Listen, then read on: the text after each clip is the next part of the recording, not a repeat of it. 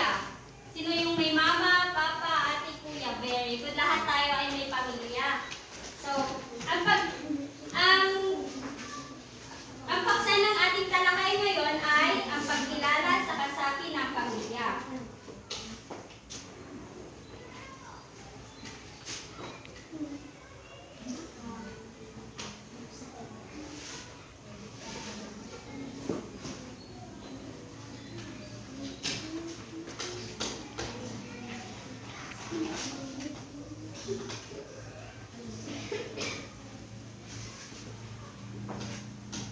Justin.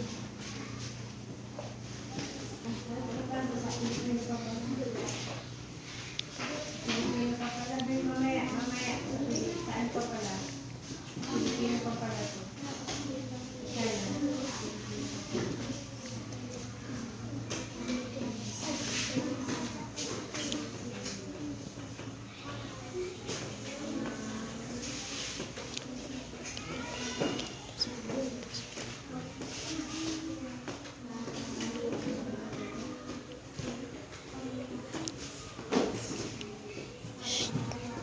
Ano nga ang paksa ng ating talakay ngayon?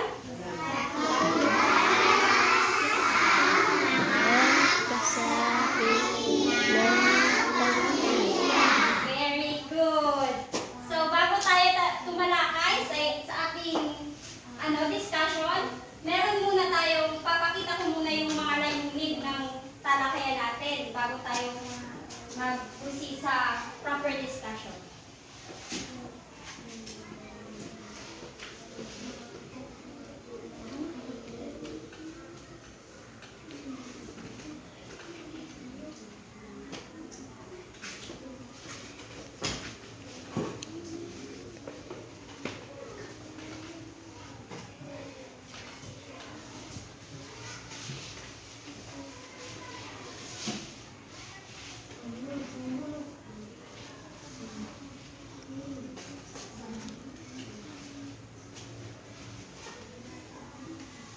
So, ito ang layunin ng ating talakayan sa araw na ito. So, sa pagtatapos ng 45 minutong aralin, 80% na mag-aaral ay naasahan na. Letter A, natutukoy ang mga papel na ginagampanan ng bawat kasapi ng pamilya at ang mga uri ng pamilya batay sa binubuo nito. Letter B, napapamalas ang kahalagahan ng bawat kasapi ng pamilya. At ang panghuling layunin natin is naisasabuhay ang responsibilidad at kahalagahan ng pamilya. So, di ba sabi nyo is meron kayong mga pamilya. So, may papakita akong litrato and then tutukuyin nyo kung ano ito. Okay po ba? Okay po ba? So, ano kaya itong nasa larawan na ito? Ano kaya ang nilalaman ng bahay? Ano kaya, sino kaya ang nakatira sa bahay? Pamilya! Sino yung mga pamilya sa bahay? Sino yung mga kasama?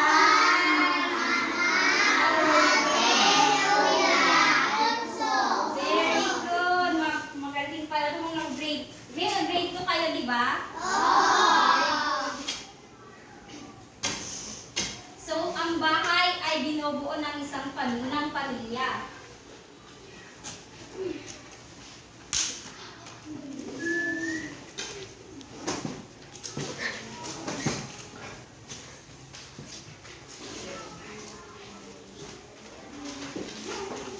So, ngayon naman is aalamin natin kung ano nga bang ibig sabihin ng pamilya.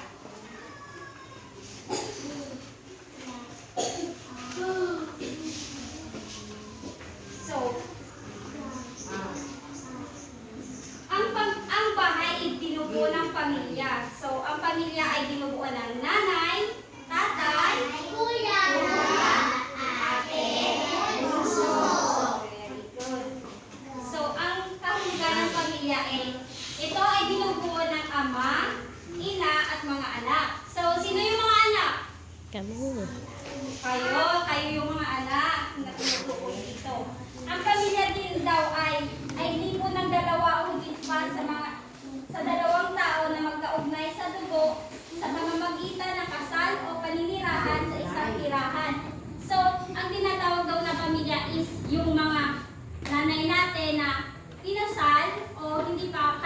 is tinatawag din silang pamilya. Ang pamilya din daw ay nagmamahalan at nagtuturo sa atin ng magandang asal o magandang pag-uugali. So, yung mama natin at papa natin ay, at mga kuya, ate is, sila yung tumuturo ng mga magandang asal na dapat natin talagang i-apply sa ating sarili. So, ang pamilya din is, so, sabi dito, lahat tayo ay kasabi ng pamilya. So, wala sa atin na hindi pwede magsabi na wala akong pamilya. So, lahat tayo is may pamilya. Kahit na sinasabi pang ampon siya o hindi, is may pamilya siya. Is party siya ng pamilya.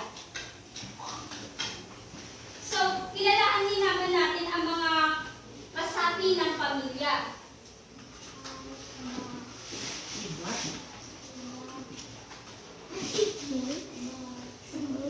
Sino-sino kaya ang mga kasapi ng pamilya? At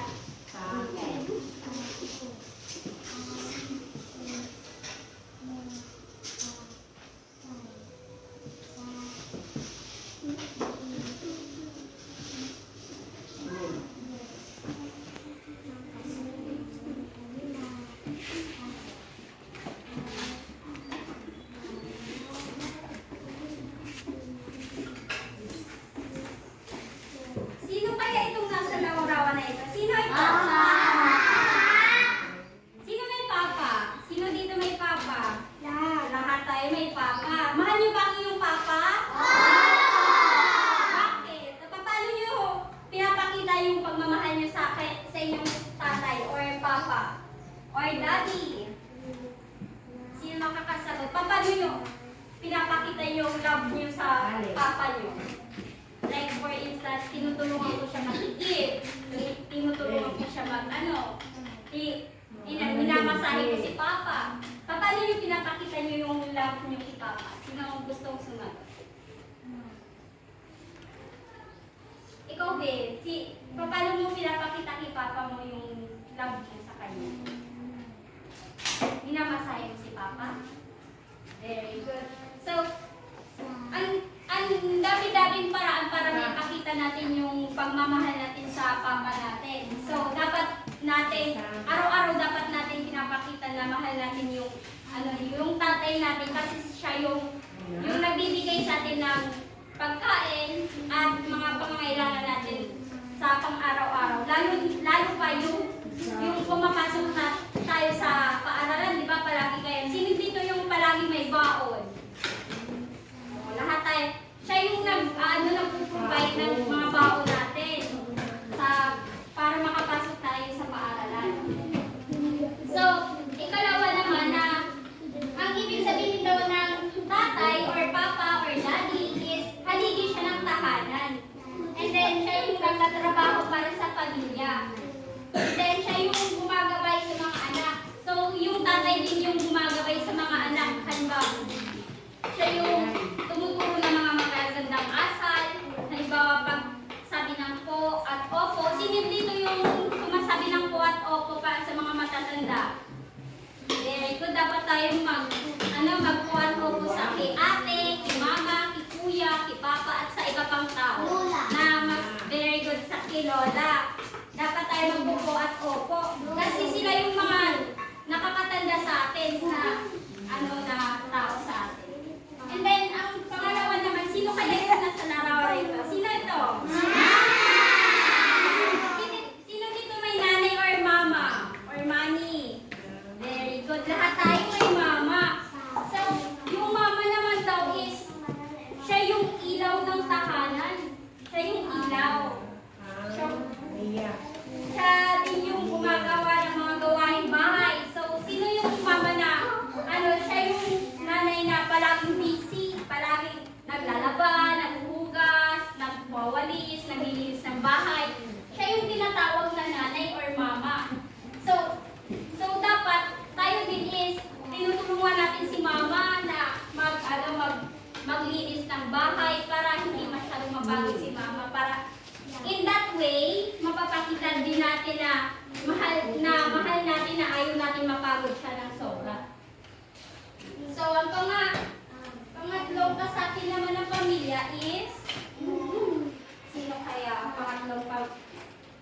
tatlong kasabi ng pamilya. Kuya.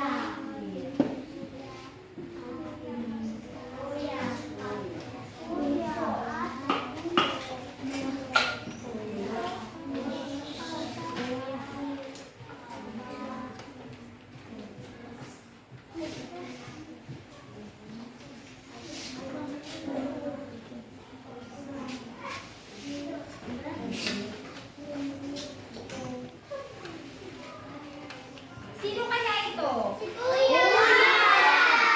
Sino dito may mga kuya? Very good. Mabuti pa kaya may mga kuya. So, sa inyo, sino dito yung kuya? Kuya, talaga. Siya yung pinakamatanda na anak ni mama at papa. Ikaw? Kuya, kasi isa ka lang, kaya kuya ka. Gusto mo magkaroon ng kapatid? Ayaw, bakit? Ayaw magkaroon ng kapatid. So, si kuya, siya yung ikatlong parte ng pamilya. So, si kuya daw is katulong ni tatay sa mga gawaing bahay.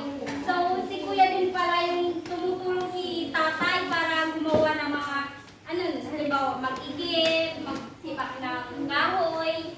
Siya yung tumutulong din pala kay tatay sa mga gawaing bahay.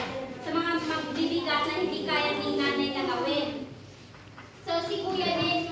So, yung kuya is may mga iba't ibang tawag kay kuya. Halimbawa, kuya or manoy ang tawag sa kanya. So, mahal niyo ba ang iyong kuya?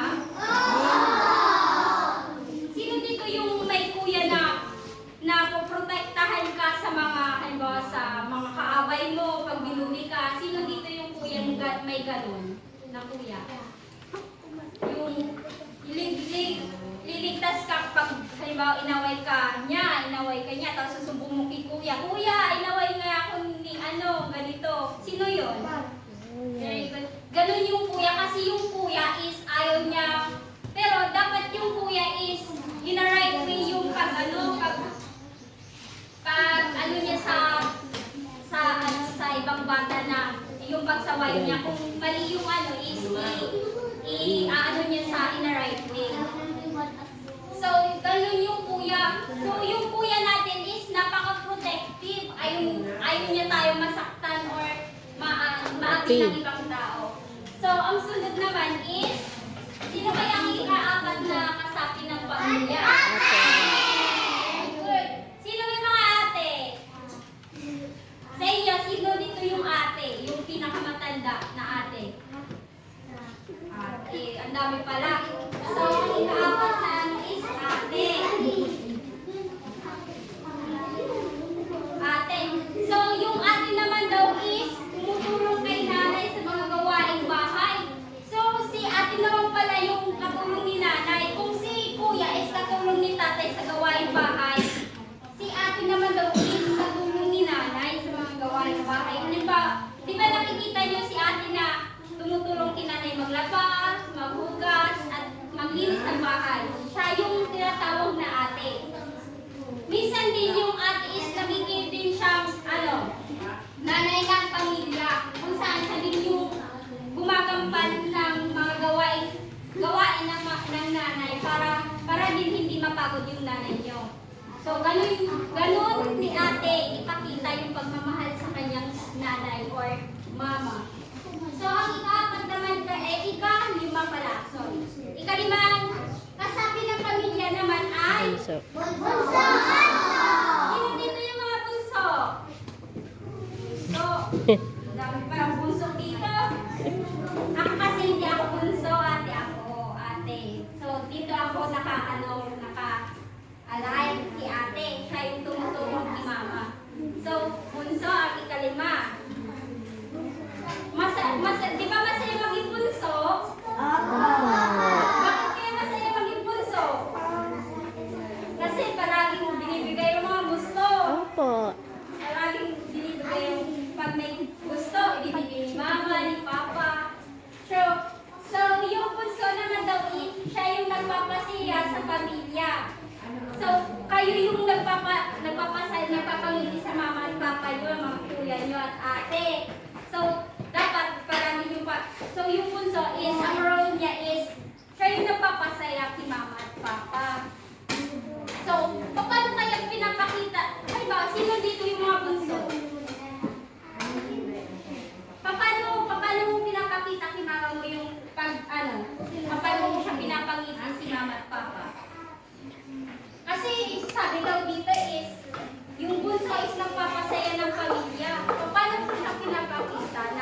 Yung pagpapasaya kay mama at papa.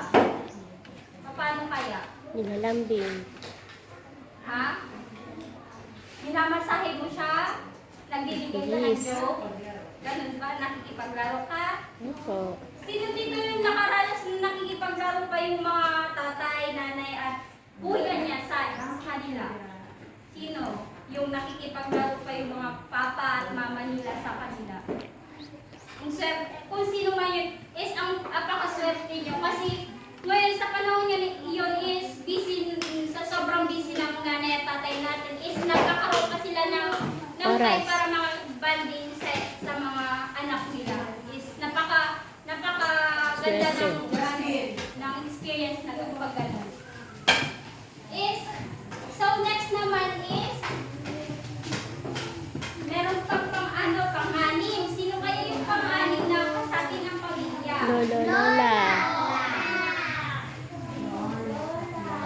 Lolo, lola. Sino ito? Lola. Sino pa dito may mga lolo? Lolo. Wow, mabuti pa kayo may mga lolo. Sa akin kasi is wala na yung lolo ko. So, mahal niyo ba yung lolo niyo? Opo. Minamasahe niyo si lolo? Opo. Hindi? Very good. Dapat palagi natin pinapakita na love natin sila. Kasi kunti na lang yung time na makakasama natin sila. Kasi matanda na. So, yung lolo naman daw is nakatatanda lalaki magulang sa pamilya. So, yung lolo is ang tinatawag na lolo is yung magulang ng mama or papa natin. Siya yung tinatawag na lolo. So, ang ikapito naman na kasabi ng pamilya is Lola. mga lola. Wow, halos lahat naman may mga lola. Ako wala ng lola. Mga tiya na lang. So, ang lola naman daw is, yun din, babae magulang ng mama or papa natin. Siya yung tinatawag na lola. So, ang sunod naman natin tatalakayin is, sino nga yung mga kasapi ng pamilya? Papa. Mama. Kuya. Ate. Bunso. Lolo. Lola. Very good! Again! Very good! Sila yung mga kasapi ng pamilya. So, ang next naman natin tatalakayin is yung tatlong uri ng pamilya. Sino kaya yung mga tatlong uri ng pamilya? Sino kaya ito? Ang unang tatlong uri ng pamilya is, marunong na ba kayo magbasa? Very good. So, basahin nga.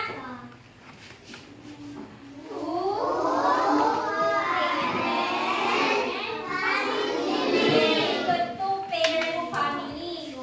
So, ang ibig sabihin ng two-parent family is, ito ay binubuo ng dalawang magulang.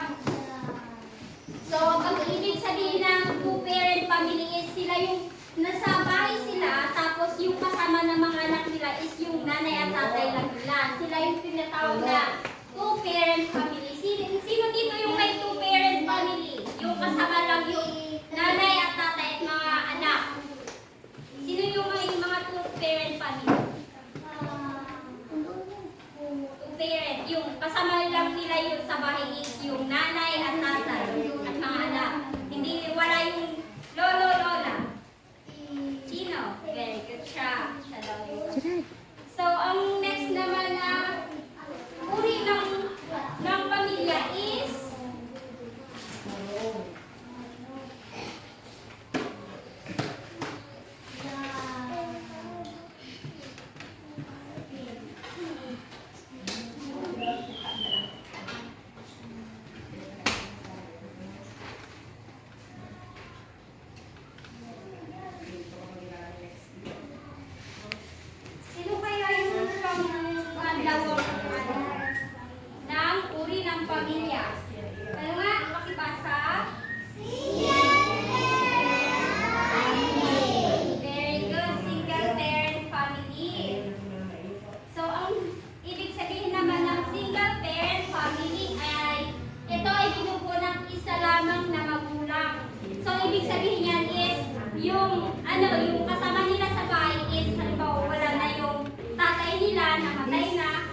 si mama na lang yung kasama ng mga anak is siya yung tinatawag na single parent family. So, sino dito yung mga single parent family? Yung wala na yung tatay or nanay. Halimbawa, ako, wala na yung nanay ko, si papa na lang yung kasama ko. Ibig sabihin nun is single parent family ako. Or kaya, namatay na yung tatay ko, si mama na lang yung kasama ko. Ibig sabihin nun is single parent family. Sino dito yung may single parent family? Wala. Wala naman. Wala. So, yun ang tinatawag na single parent family. Sino nga yung single parent family? Yung walang nanay. Si mama na lang yung kasama or si tatay kapag namatay na yung magulang. Yun ang ibig sabihin ng single Paghiwalay. parent family. So, ang next naman is, ano basa? Extended Extended family. Extended family. So, okay.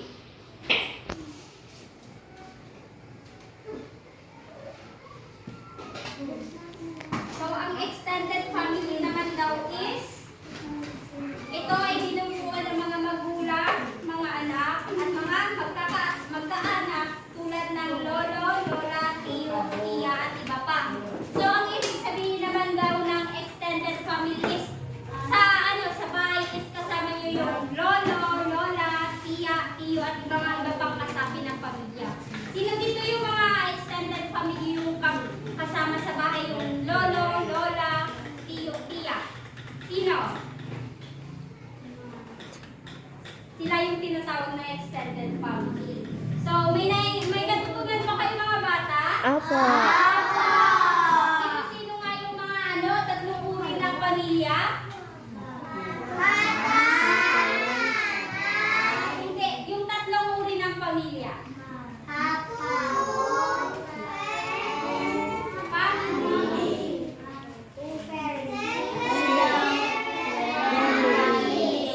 And then pangatlo? Family. Very good.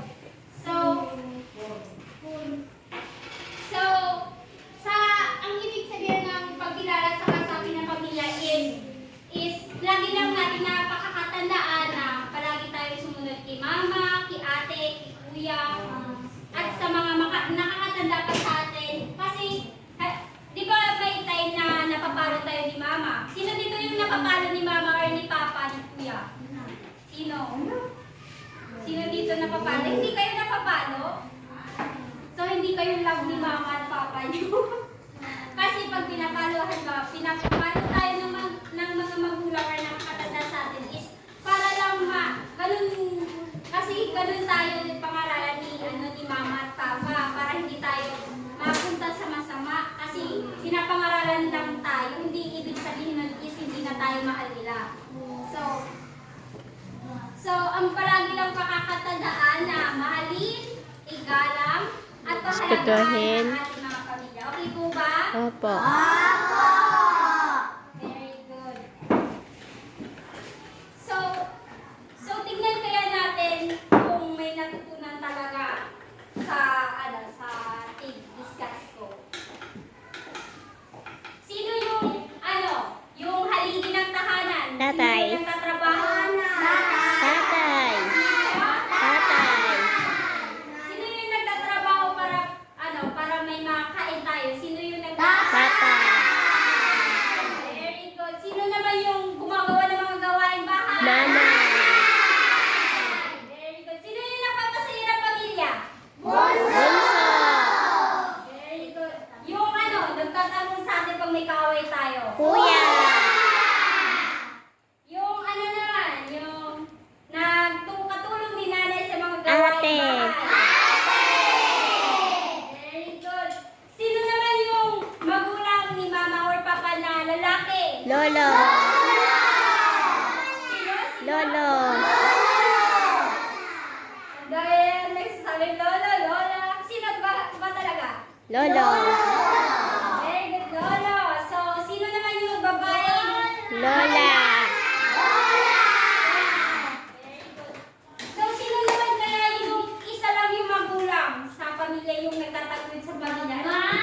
or papa? Good. Single parent. Single parent family. Single parent family. Yung ano naman, yung kasama ng yung tiyo, tiya, at saka mga iba pang kamag-anak sa bahay. Anong tawag? Single family. Very good. Yung ano, yung sinanay at tatay ng mga anak yung kasama sa bahay. Anong tawag doon? Family second.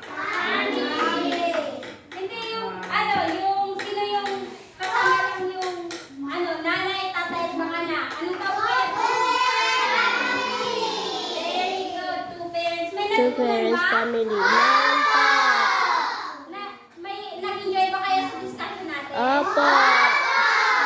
Very good. Well appreciated yung para sa akin.